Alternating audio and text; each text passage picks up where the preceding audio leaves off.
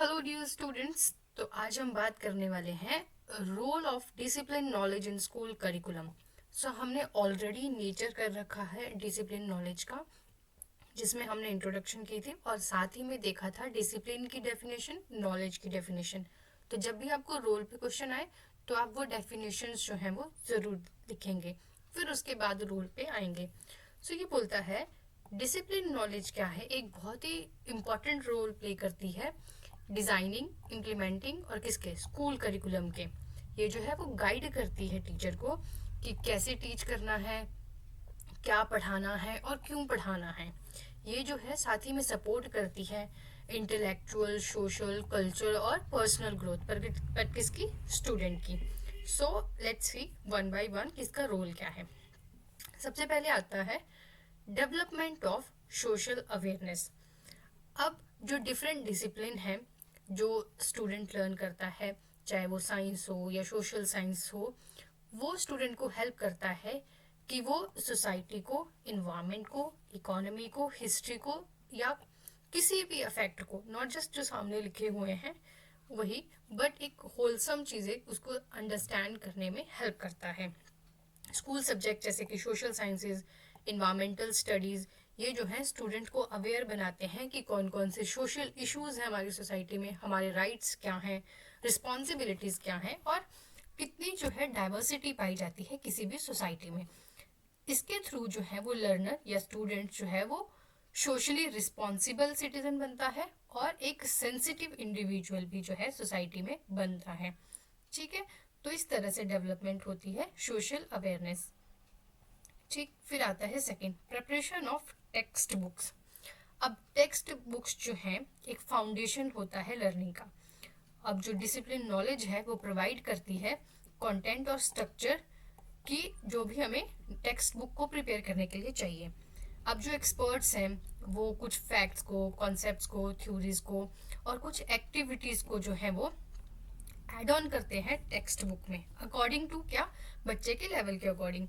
जो text book है वो रिफ्लेक्ट करती है कि जो इसेंशियल नॉलेज है किसी भी सब्जेक्ट की वो किस प्रकार से बच्चे को देनी है। साथ ही में ये गाइड करती है टीचर को भी और स्टूडेंट को भी। ठीक है, फिर आता है third point, that is selection of teaching methods. अब डिसिप्लिन नॉलेज है, कोई सब्जेक्ट है, टीचर ने पढ़ाना है, तो अब टीचर एक पर्टिकुलर मेथड यूज़ करेगा कि मैं अगर किसी बच्चे को कॉन्सेप्ट समझाना है तो मैं कौन सा मेथड यूज़ करूँ, प्ले वे मेथड यूज़ करूँ, लेक्चर मेथड यूज़ करूँ या कोई और मेथड यूज़ करूँ। ठीक है, क्योंकि जो हर डिसिप्लिन है वो एक स्पेसिफिक इंस्ट्रक्शन मेथड जो है उसके लिए चाहिए होता है। जैसे कि साइंस में हम क्या करते हैं, हम एक्सपेरिमेंट्स करते हैं, बच्चे को लैब्स में लेके जाके डेमोन्स्ट्रेशंस दिखाते हैं। On the other hand mathematics में हम प्रैक्टिस करते हैं, प्रॉब्लम सॉल्विंग के थ्रू जो है वो हम सीखते हैं। और सोशल साइंसेज में डिस्कशन के थ्रू, स्टोरी टेलिंग के थ्रू और साथ ही प्रोजेक्ट मेथड, प्रोजेक्ट वर्क के थ्रू जो है वो बच्चे को सिखाते हैं। प्रॉपर जो मेथड्स हैं वो क्या इंश्योर करते हैं कि एक इफेक्टिव टीचिंग हो और बच्चे में जो है वो एक डीपर अंडरस्टैंडिंग आ सके। ठीक, फिर आता है next question, next point, that is development of culture and civilisation. अब जो डिसिप्लिन है वो प्रिजर्व करता है और ट्रांसमिट करता है कल्चर को from one generation to another. ठीक है, अब जो भी हमने वैल्यूज सीखी हैं या जो भी हमारे ट्रेडिशन है, नॉर्म्स हैं सोसाइटी में, वो हम पास ऑन करते रहते हैं आगे से आगे। अब एक तो हम खुद सोसाइटी में बैठ के सीखते हैं, दूसरा जो है हमें सब्जेक्ट जो हमारे डिसिप्लिन है वो सिखाता है। जैसे कि हम हिस्ट्री है, हिस्ट्री में हमने कुछ सीखा, उसको अप्लाई किया। जैसे ही लैंग्वेजेस हैं या आर्ट है, ये जो है स्टूडेंट को हेल्प करती है कि वो अप्रिशिएट करे कि उनकी रूट्स क्या थी, साथ ही में भी अंडरस्टैंड करे कि ग्लोबल सिविलाइजेशंस कैसे बनी। जैसे कि हम आईवीसी हिस्ट्री में पढ़ते हैं।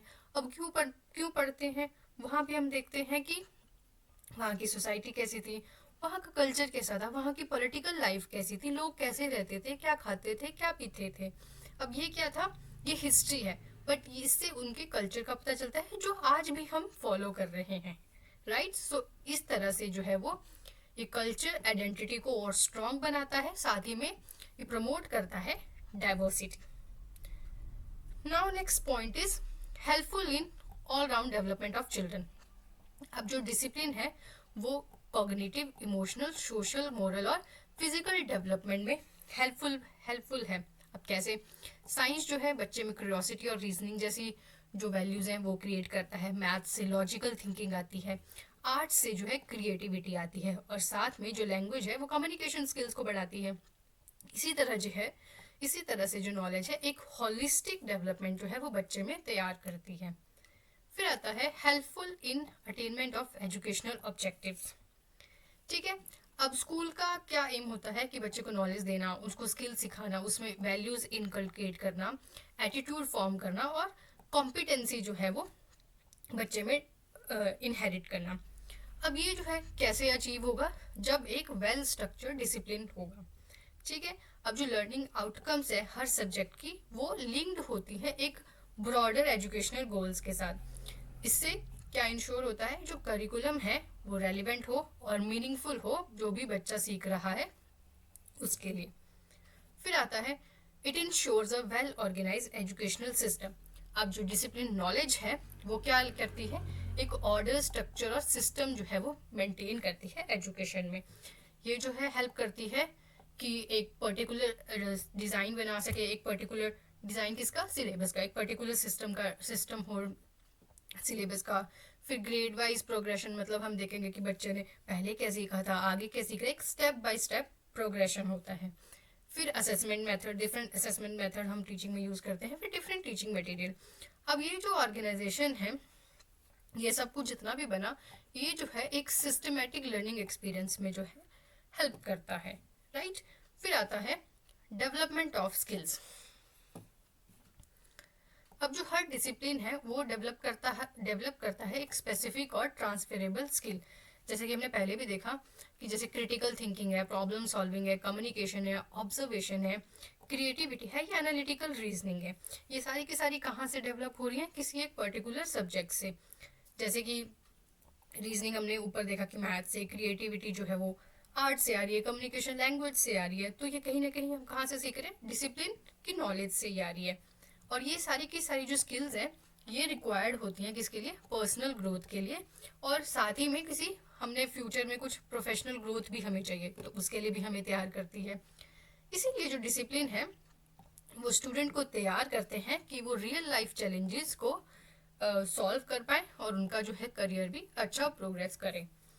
फिर आता है फाउंडेशन फॉर हायर एजुकेशन। अब जो डिसिप्लिन नॉलेज है ये बिल्ड होती है एक बेसिक एकेडमिक फाउंडेशन के ऊपर। फॉर एग्जांपल जैसे हम फर्स्ट क्लास में होते हैं, ठीक है, हमने मैथ्स में प्लस और माइनस करना सीखा। बट जैसे ही हम हायर स्टडीज में जाते हैं तो हम मैथ्स की हायर प्रॉब्लम सॉल्व करना शुरू करते हैं, जैसे कोई इक्वेशन, अलजेब्रा, ठीक है, डिफरेंशिएशन एंड ऑल दैट। सो पहले एक बेसिक फाउंडेशन तैयार किया, फिर उसके बाद एडवांस स्टडी में हम गए। ठीक, फिर आता है क्लियर अंडरस्टैंडिंग जो है स्कूल सब्जेक्ट की, वो प्रिपेयर करती है स्टूडेंट को कॉलेज लेवल तक। ठीक है, पहले हम स्कूल में होते हैं, थोड़ी कि पहले हम कॉलेज चले जाते हैं फिर स्कूल में आते हैं। स्कूल में हमारा फाउंडेशन बनता है, फिर कॉलेज में जाके जो है हम एक एडवांस लेवल का कोर्स करते हैं।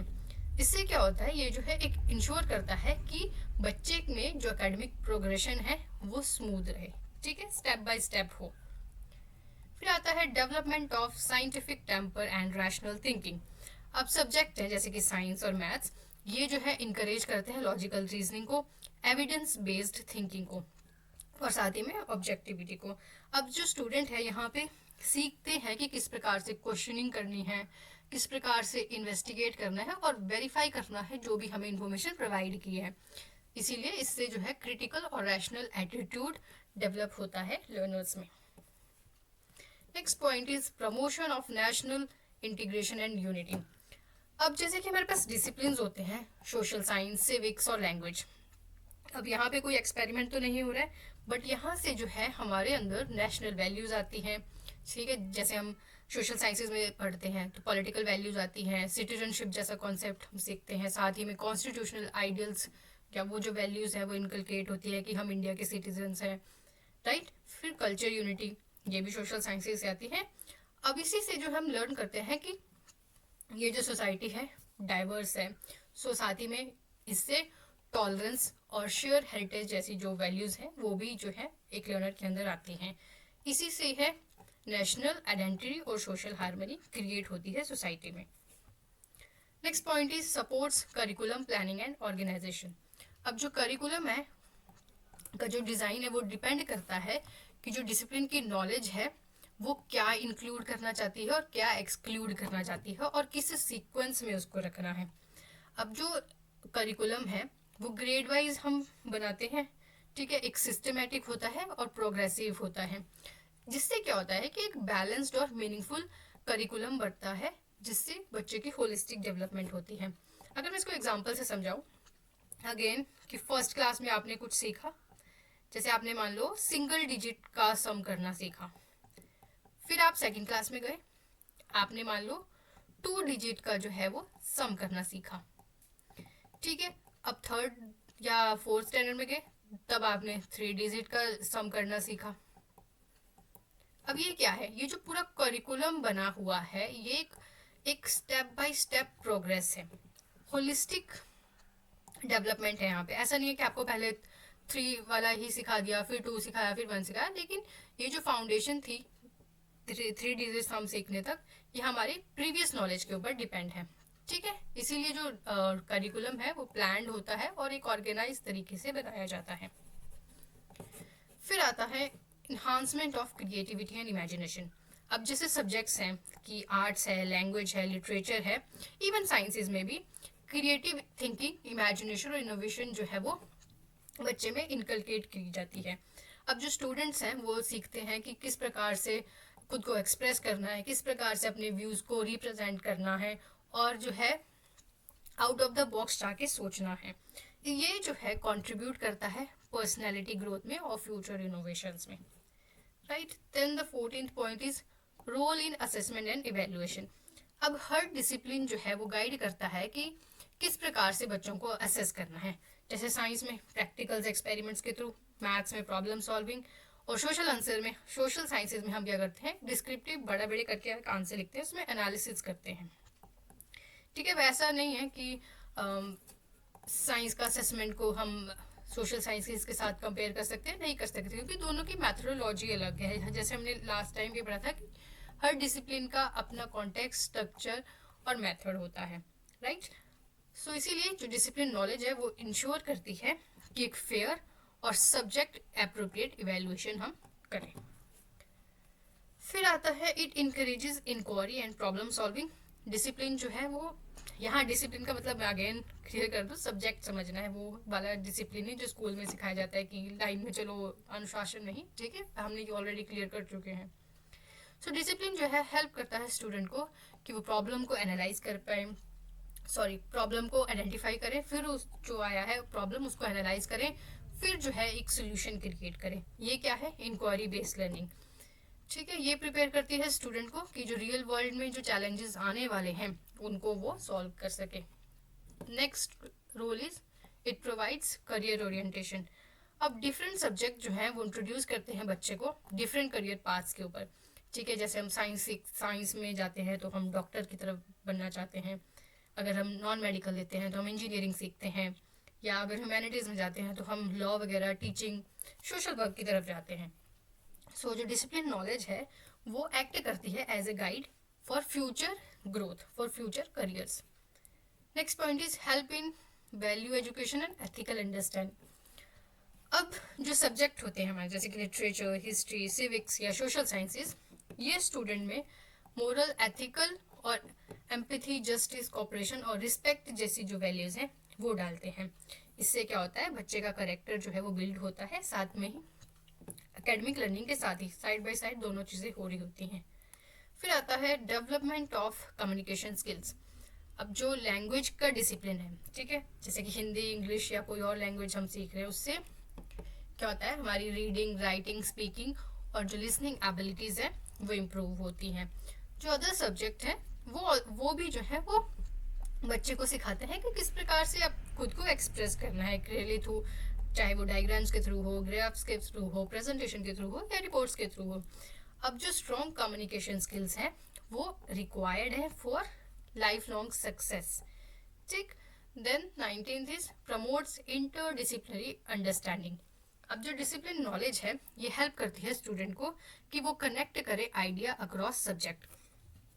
पहले तो इंटरडिसिप्लिनरी का मतलब समझ लेते हैं। इसका मतलब होता है कि एक सब्जेक्ट दूसरे सब्जेक्ट के साथ कनेक्टेड है, राइट? जैसे कि ज्योग्राफी और हिस्ट्री को हम एक साथ पढ़ सकते हैं, मैथ्स और साइंस को एक साथ पढ़ सकते हैं, ये साइंस और ज्योग्राफी को भी कनेक्ट कर सकते हैं। लैंग्वेज और सोशल साइंसेज है, ये भी इंटरडिसिप्लिनरी अंडरस्टैंडिंग है। इससे क्या होता है, एक होलिस्टिक लर्निंग बनती है और जो हमारा जो पर्सपेक्टिव है वो और ज़्यादा जो है वो वाइड होता है। फिर next is it encourages life long learning. अब जो स्ट्रॉन्ग डिसिप्लिनरी फाउंडेशन है वो जो है क्यूरियोसिटी बनाती है बच्चे में, साथ ही में जो हैबिट होती है कि निरंतर हम सीखते रहें वो भी बिल्ड करती है। स्टूडेंट जो है वो कॉन्फिडेंस गेन करते हैं इन एक्सप्लोरिंग न्यू नॉलेज इंडिपेंडेंटली। इससे जो है क्या पर्सनल ग्रोथ होती है थ्रू आउट द लाइफ। तो ये था हमारा रोल। साथ ही में लास्ट में आप इसका जो है वो कंक्लूजन लिखेंगे, या तो आप ऊपर अगेन जैसे मैं बोलती हूँ, या तो ऊपर वाले पॉइंट्स को आप समराइज कर सकते हैं, या फिर यहाँ पे जो लिखा है वो आप जो है लिख सकते हैं। So that's all in this video. Stay tuned. Good bye.